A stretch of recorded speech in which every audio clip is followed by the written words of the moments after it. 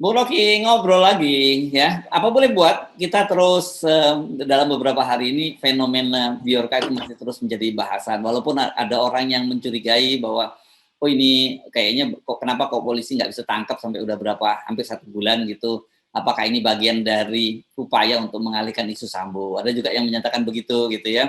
Ada juga yang menyebut bahwa ya Biorka ini nanti juga kalau sudah nggak diperlukan dia akan hilang. Itu bagian dari itu juga tadi pengalihan isu itu. Tapi saya sih lebih tertarik untuk menyoroti ya selain pembocoran datanya. Ternyata kemarin kita bahas kan Erick Thohir dan Puan yang disebut bahwa baru vaksin 2 kali belum booster. Ternyata Pak Luhut yang penggiat booster itu menurut bocoran dari data yang ada di Biorka itu ini juga belum booster gitu. ini kan bahaya ini. Nah, tapi saya lebih tertarik nantinya yang perlu kita bahas itu istilah yang sebenarnya Anda sekarang saya lihat Anda dapat pesaing. Gitu ya. Kalau Anda kan selalu ngomong istilah dungu-dungu gitu ya.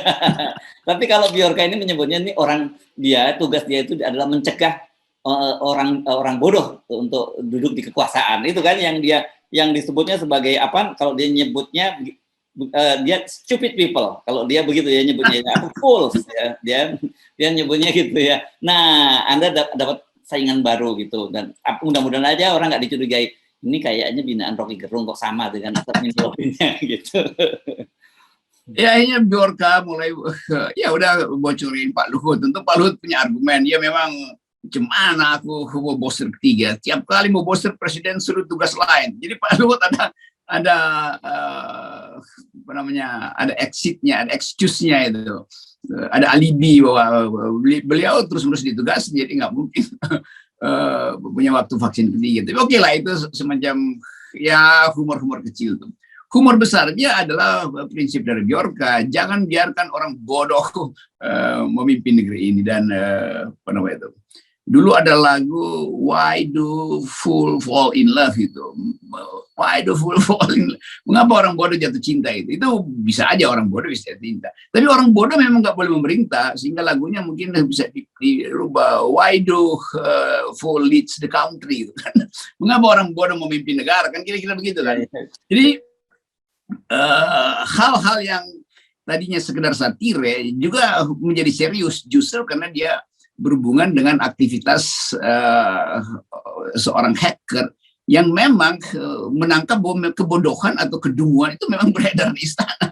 Jadi mau diapain tuh? Jadi kalau ada orang yang bertahun-tahun membuli saya ngomongin kata dungu, nah sekarang kejar aja juga si Biorka. Dia juga pakai hal yang sama tuh, dan mungkin dia lebih banyak datanya tuh. Kalau saya kan cuman menganalisis dari luar keadaan di dalam istana yang saya sebut memang di situ diperintah oleh mereka yang IQ-nya 200 tapi sekolah siapa gitu. Mudah-mudahan Biorka nggak terjemahkan itu.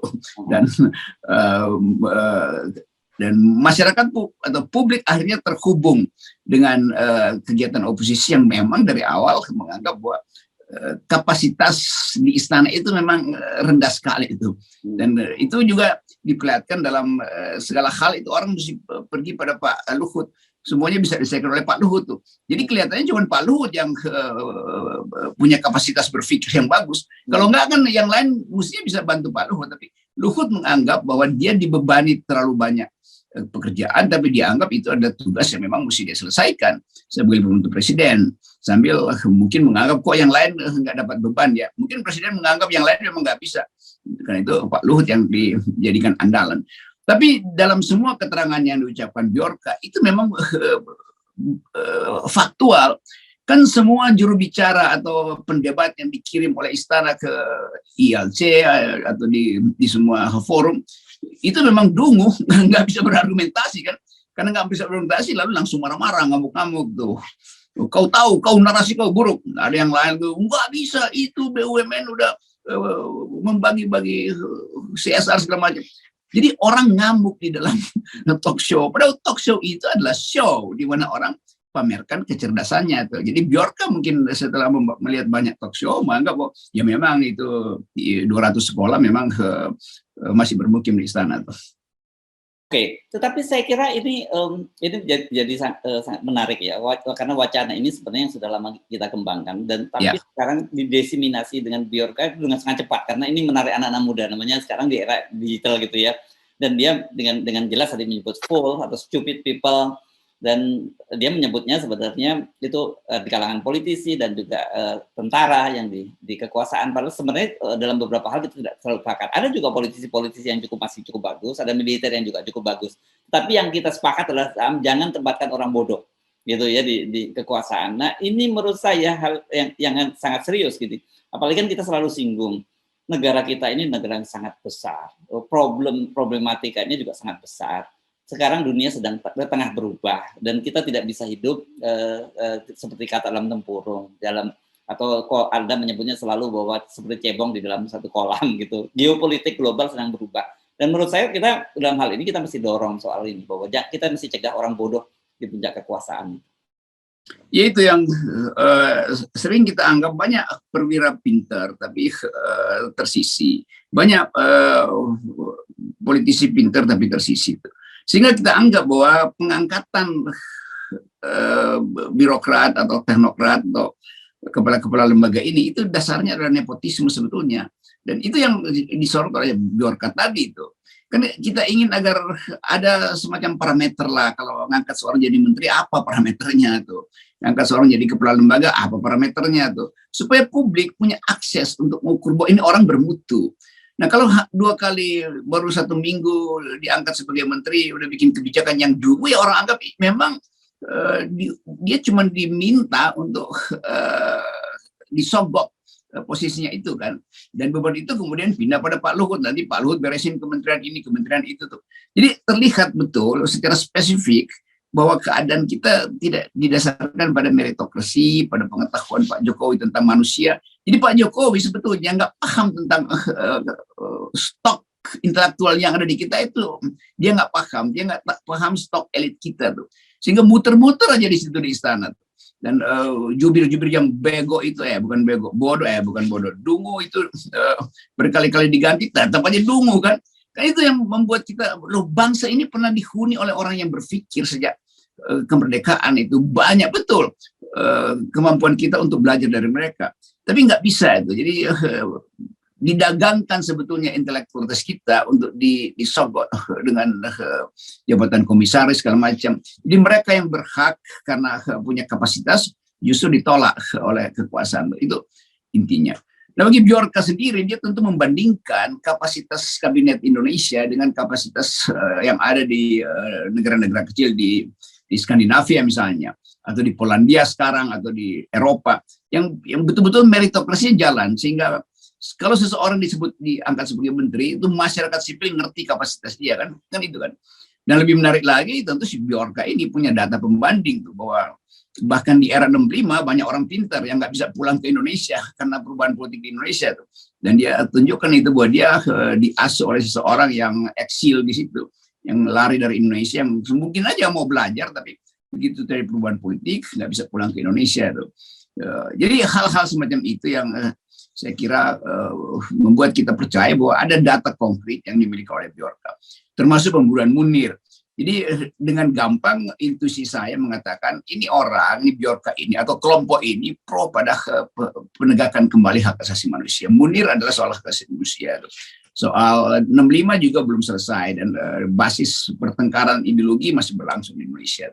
Jadi itu yang diingatkan oleh si Mas Bjorka ini. Nah, kan kalau kita melihat ya soal kedunguan di dalam kekuasaan dan sebagainya, atau kebodohan lah kita menggunakan kata itu supaya kita nggak kena delik gitu ya, Bung Rocky, kita minjem istilah Bjorka, kalau mau dituntut tuntutnya Bjorka gitu ya, orang bodoh. kita misalnya melihat dalam gonjang-ganjing sekarang ini di P3 misalnya begitu ya, ini ada satu praktek, menurut saya ada 2 yang bisa kita soroti, adalah bahwa rezim Jokowi ini kalau orang sudah nggak dibutuhkan, dia bisa ditendang setiap saat. Itu yang terjadi pada Soeharto Monoarfa, atau dia berbeda pendapat lah dengan Jokowi, dia bisa langsung ditendang. Dan yang lebih menarik lagi adalah ternyata yang menggantikan juga all the president man, ya ini one team press. Tetapi ketika dia menjadi seorang ketua umum partai politik dan dia tetap dia tidak mau berhenti sebagai one team press. Jadi kita bingung tuh. Bagaimana mungkin ada seorang politik, ketua umum partai politik dan kemudian menjadi anggota Dewan Pertimbangan Presiden, dan kita tahu kok sebenarnya jabatan itu nggak ada gunanya juga kok. Kita nggak tahu kapan apa inputnya yang diberikan kepada presiden juga nggak ada kan. Itu sama dengan kayak staf milenial lah kira-kira gitu ya.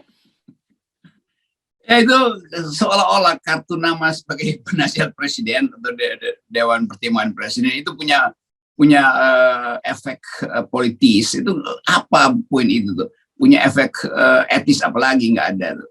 Jadi dalam kasus Suharto Monoarfa juga orang akan lihat siapa yang akan gantikan, bukan sekedar gantikan Suharto di kabinet, tapi gantikan posisi Suharto Monoarfa di dalam, bukan sekedar di partai tapi di kabinet kan. Dan kita tahu Pak Suharto Monoarfa juga bagian inti dari perencanaan IKN itu, dan sangat mungkin juga ada data-data IKN yang udah diketahui oleh Bjorka bahwa diam-diam Suharto Monoarfa sebetulnya kurang serak dengan IKN itu, tapi karena ditugaskan maka dia berupaya untuk bikin progress report setiap saat. Jadi bagian ini yang akan kita lihat nanti. Tapi balik lagi pada pola rekrutmen istana, harusnya istana merekrut orang-orang yang secara etis sudah selesai dengan kekuasaan. Kan yang disebut Dewan Pertimbangan Presiden itu mereka yang udah nggak punya kepentingan politik apapun itu, lalu datang sebagai pini sepuh atau yang akhlaknya bagus, sehingga presiden selalu dapat semacam oversight komite di bidang etis. Karena ini oversight komite yang memantau keadaan lalu membackup presiden dengan kekuatan moral. Itu namanya Dewan Pertimbangan tuh. Hal-hal yang teknis bisa presiden minta pada menteri, hal-hal yang bersifat cepat-cepat dia bisa minta pada millennials yang dulu kita bayangkan sebagai West Wing, tapi kemudian nggak bisa bekerja apa-apa sebetulnya. Jadi sekali lagi orang semacam Pak siapa tadi itu yang jadi ketua ketiga, mestinya dia anggap bahwa ya udah saya nggak mungkin lagi di Dewan Pertimbangan Presiden karena saya udah jadi politisi, dan di dalam kedudukan sebagai politisi pragmatisme dan oportunisme itu kental sekali. Sementara kedudukan sebagai dewan itu nggak boleh ada pragmatisme, nggak boleh ada oportunisme. Yang ada adalah pandangan visioner yang basisnya adalah etika, itu di ethics first itu. Ini yang nggak dipahami oleh para pejabat di istana tuh. Dia menganggap bahwa dewan itu artinya juga kekuatan politik. Bukan. Di mana-mana dewan pengawas, dewan penasihat segala macam itu kekuatan etis, dan sangat tidak etis kalau seseorang memberi nasihat pada presiden padahal kedudukan dia itu adalah kedudukan yang setiap hari bergelimang dengan oportunisme itu. Nah, jadi nggak salah ya kalau Bjorka menyebut gitu ya, jangan biarkan orang-orang bodoh di kekuasaan, karena makin lengkap tesisnya Bjorka. Ya, apalagi kan sekarang terbukti juga ini, ternyata saya luput tadi menyebutkan pada Anda. Ini kan selama ini selalu dibantah bahwa data-datanya tidak, itu data-data yang nggak cukup, nggak penting lah gitu, bahkan data nggak benar, ada kebocoran. Tapi tiba-tiba kemarin itu rupanya presiden mengumpulkan ini para menterinya seperti dikatakan oleh Johnny G. Plate bahwa dibentuk tim khusus untuk mengatasi kebocoran data yang dilakukan oleh Bjorka ini. Jadi bagaimana orang data nggak penting dan nggak ada yang bocor, kenapa dibentuk tim khusus kan gitu? Ya kecemasan pasti berlangsung karena nggak bisa bahkan jangankan diidentifikasi, dideteksi aja kita kekuasaan nggak sanggup. Tentu dia udah sewa pakar macam-macam untuk jebak Bjorka di dalam forum sosial media yang lain kan. Kan ada banyak platform yang bisa dipakai secara cross cutting untuk lihat Bjorka itu beredar di dalam nexus digital yang mana, lalu diarahkan lalu dijebak di situ. Itu gampang lah itu secara teknis. Tetapi keahlian kekuasaan itu nggak mungkin mengincar Bjorka kalau kekuasaan justru cemas tuh.